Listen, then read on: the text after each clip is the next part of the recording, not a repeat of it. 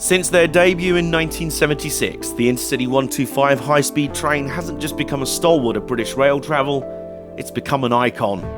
And through 43 years of service, they came to represent so much to so many people. So much so that their withdrawal in 2019 from the two routes they first called home and made their own for nearly half a century, the Great Western Main Line and the East Coast Main Line, was so much more than just an old train being replaced by a new one. It became a retirement tour full of emotion and celebration, a genuine end-of-an-era moment. And what better tribute to a legend than a ride on one of the most epic rail journeys in all of Britain? 8 hours and nearly 600 miles between London and Inverness. This is the Highland Chieftain by HST.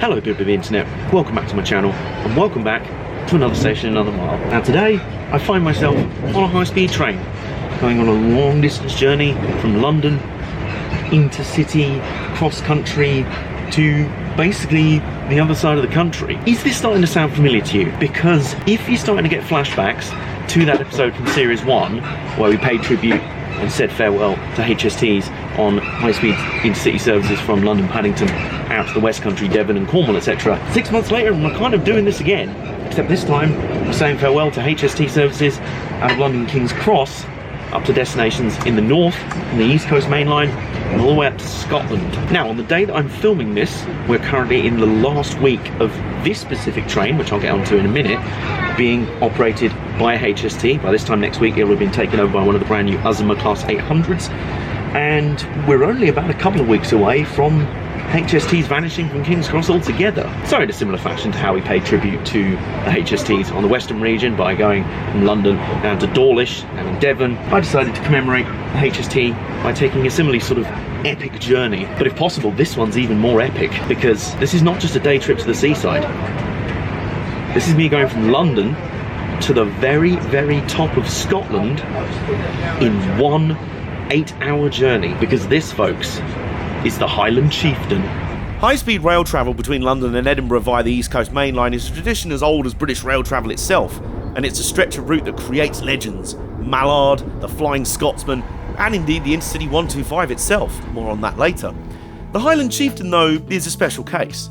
First given the moniker in 1984, the Highland Chieftain is a once-a-day train that runs between London King's Cross via Edinburgh Waverley and onwards north through Scotland via Haymarket, Falkirk, Stirling, Perth and finally Inverness for a total distance of 581 miles.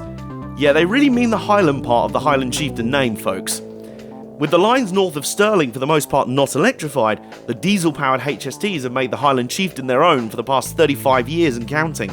And over those 35 years, the HSTs have managed to shorten that journey time by nearly an hour, from 8 hours 50 minutes in 1984 to just a tick over 8 hours exactly now. And despite their imminent retirement, this particular HST is showing no signs of slowing down. So we're just over an hour into our journey, and we've just gone through Newark Northgate and Grantham stations. They're not far in the rearview mirror. As you can see on my phone there on that little map, see there, that little blue dot is flying along at quite a rate of knots. So I decided to work out just how fast we've been going across the first hour. So having set off at midday exactly from London, I checked on Google Maps as we hit 1 o'clock, we were approximately 117 miles from King's Cross.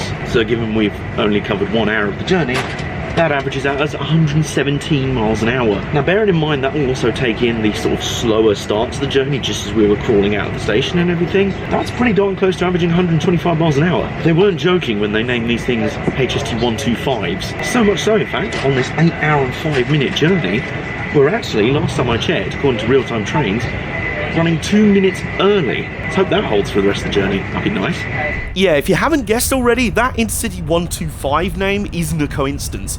125 miles an hour was exactly what the HSTs were designed to do, and thanks to 2 power cars, one at each end of the train and each packing a turbocharged V12 engine and a combined power output of 4,500 horsepower, plus the sleek aerodynamic design refined from the prototype by the legendary Sir Kenneth Grange, 125 miles an hour was easily achievable in service for the HST. And that wasn't even the maximum it could do. In fact, after a special test run on 1st November 1987, the HST has held the record for fastest diesel-powered train in the world, achieving a staggering 148 miles an hour. Safe to say, we weren't quite going that fast when we reached our first stop at York, but regardless, we were still making good time a quarter of the way through our journey. Right, so we've just left York on our first scheduled stop of the journey. Now that kind of tells you how epic this journey really is.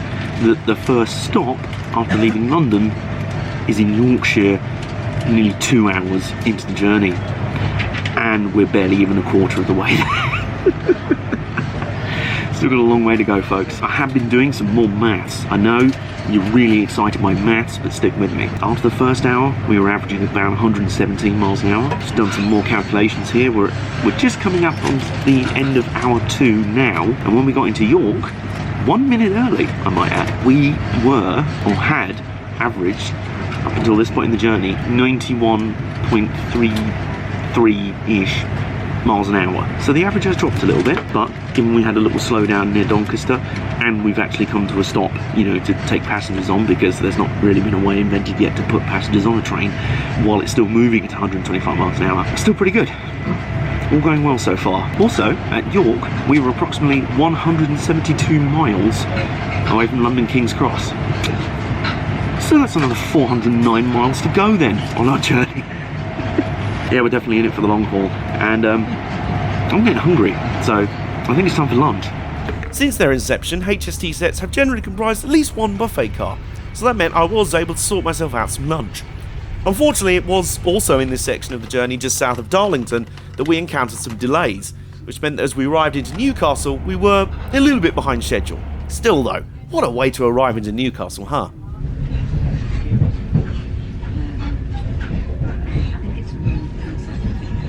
So, time for the hourly sit rep. We're just pulling out of Newcastle. We're about 6 minutes behind schedule. We had a few more slowdowns around sort of, I can't remember where they were, just south of Darlington sort of thing. But exactly 3 hours into the journey, 245 miles from journey start at King's Cross, and we're still averaging 81.6 miles an hour. Oh, and guess what? We're not even halfway done. Despite our delays, we hit the halfway point of our journey soon after Newcastle, with 295 miles coming up between Morpeth and Alnmouth. Then, after we crossed the epic Royal Border Bridge and entered Berwick-upon-Tweed Station, the most northern town and station in England, by the way, another significant milestone in our journey loomed large: Marshall Meadows Bay and the Scottish border. So, sit rep. We've just gone through Berwick-upon-Tweed, simultaneously one of my favourite names for a town in the UK, and the most northern town in England. And any second now, we will be in Scotland. We've just crossed the border into Scotland, and it's 6 minutes to 4 o'clock, which means we've still got just over halfway to go, and it's getting dark. As darkness descended, we progressed towards the Scottish capital and into Edinburgh Weatherly. And not only was our departure out the other side of Weatherly a sign that we were nearing 400 miles completed in our journey, but it was a special personal milestone for me as well. Hourly update time once again. Starting to feel a bit like Radio Le Mans in here. Here is your Highland Chieftain hourly update, and the update is this. We just stopped at Edinburgh Weatherly and Haymarket, and north of both now, and as you can see, we are charging now towards Falkirk. We're well over 300 miles into the journey, but guess what? Still got at least 3 hours to go. Now, 2 things of note here. Number 1, we finally got an explanation as to why we were losing time earlier. around the Darlington area, we started catching up. We were actually too fast. That was the issue. We caught up with a slower train in front of us, which then started slowing us down as well. So there you go. Wasn't this train's fault that it started to get late. You started to run late, you know what I mean. But the consequence is we were running upwards of about 10 to 15 minutes down for most of the way into Scotland. Leaving Edinburgh, we're now about 10 minutes or so down. We have been informed that the slower train has now sodded off. And second of all, this is now particularly interesting for me, as if it wasn't interesting already, because this is now officially the furthest north I have ever been in my life. My previous 2 trips this far up the East Coast Main Line were once about 5 years ago to go to Newcastle for a student radio awards ceremony thing, and then a couple of years ago I went all the way to Edinburgh for a wrestling show. Until today, that was as far north as I'd ever been by rail in the UK. Until today, where I'm so far north, we're no longer on the East Coast Main Line, because that finished back at Edinburgh Weatherly. We're properly exploring Scotland now. Happily, what also ended back at Edinburgh was our delays. The slower train in front was out of the way, and we had a clear run once more. So on the stretch of line linking Edinburgh to Perth via Haymarket, Falkirk, Grahamston, Stirling and Glen Eagles, our HST duly started making up for lost time. Guess what? It's time for another hourly update. As you can see on my phone, it's just past 6 o'clock. We're into the final 2 hours of the journey, and as you can see out the window alongside me, we're just departing Perth Station. And from being nearly 13 minutes down just before Edinburgh, we're now only running about 3 minutes behind schedule. All these hundreds and hundreds of miles into the journey, I'd say doing pretty well. We might even still make it to Inverness bang on time. In the meantime, cheers. Perth signified 2 things. 1, that we were nearing the final 100 miles of our journey, and 2, that we were now on the Highland Main Line. Over the summits and through the darkness, our old high-speed train just kept on rolling, just like they've been doing in comfort and style for over 40 years. Folks, I have an announcement to make. We're into the final hour of our journey. What could possibly be the single longest railway journey I have ever taken in my life. I actually did the maths for this. I've done quite a lot of maths on this train, which is very much unlike me. I was rubbish at maths at school, but I did the maths on this. The night Riviera that I went on, that's timetable to take about 8 hours 10 minutes to go London to Penzance. Now obviously that's a sleeper train, so it's going to go quite slow. It's not going to be any rush to get there quickly whilst it's still got everyone still asleep on it. This is timetable to take 8 hours 5, and we're currently running 6 minutes behind schedule. So this could still take this could take the record by a minute, although it is already making up time, as it's done pretty much the entire journey. So I don't know why I'm just randomly hitting the coach. It's the power cars up the front and the back that are doing all the hard work, but boy have they been doing a lot of hard work today. We've got 2 more stops to go at Kingussie and Aviemore, and then it's on to Inverness. We're nearly there, although unfortunately I'll finish my beer. I might go and get another one, why not? At last, after 581 miles exactly, and precisely 8 hours and 5 minutes on the dot after leaving King's Cross, we made it to Journey's End, the capital of the Scottish Highlands, Inverness.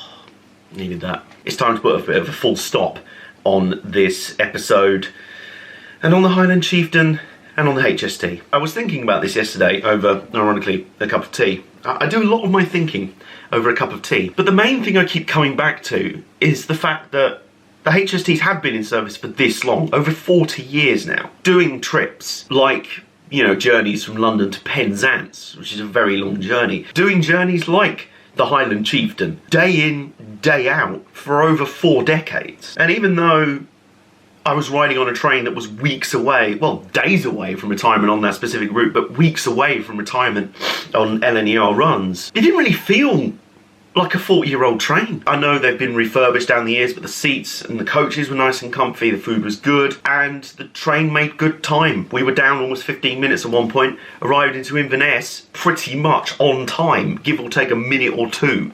That was it. We made up that time. So I guess what I'm saying is, what a kind of proud legacy the HST is going to leave behind, in that it has been around for so long, but it still hasn't really outstayed its welcome. They've been around for over 40 years. And they're still retiring on top. That is staggering for intercity trains that were designed to run at 125 miles an hour for hundreds and hundreds of miles every single day. I'm honestly not sure, if you go back in time and ask people around in the 70s when they were first introduced, I'd almost be interested to chat to my dad about this. I don't know if they, at the time, would have been able to predict just how long these trains have been in service. And it kind of makes a nice change, because through the years of the history of kind of British rail travel, there have been some stories of locomotives introduced and then for various political wrangling reasons they were gone way before their time. Like some of the steam locomotives introduced near the end of steam barely got a working life of about 10 years. So in that case, that was just egregious waste of all this wonderful machinery and innovation. The HST is almost the complete opposite. It's ended up continuing on for decades and decades. People were talking about replacements of the HSTs upwards of 10-20 years ago, and even now they are finally being retired. They're not like that rock band sort of going out on a whimper,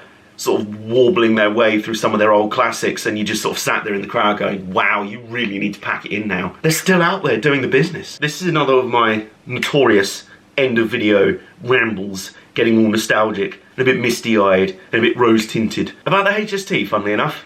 This happened at the end of the Dawlish video, didn't it? I went off on a big old ramble about how wonderful the HST is and how it's just great, because I really like trains. The HST defines everything that should be great about rail travel. It defines everything that should be wonderful and romantic and spectacular about rail travel. And even now it's facing retirement and potentially the scrapyard, it's still doing it. It's still doing exactly that. It's retiring on a high, which is a rarity sometimes, but it's more than deserved in this case. It is absolutely deserved.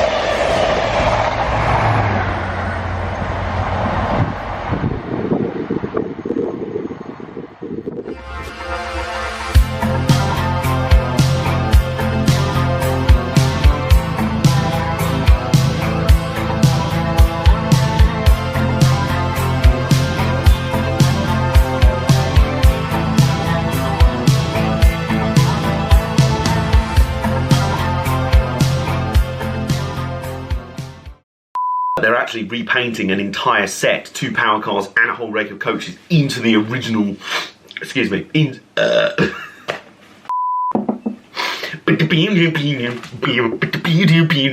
that's the unreleased Flea from the Red Hot Chili Peppers remix of the theme for Another Station Another Mile, coming soon exclusively for Record Store Day.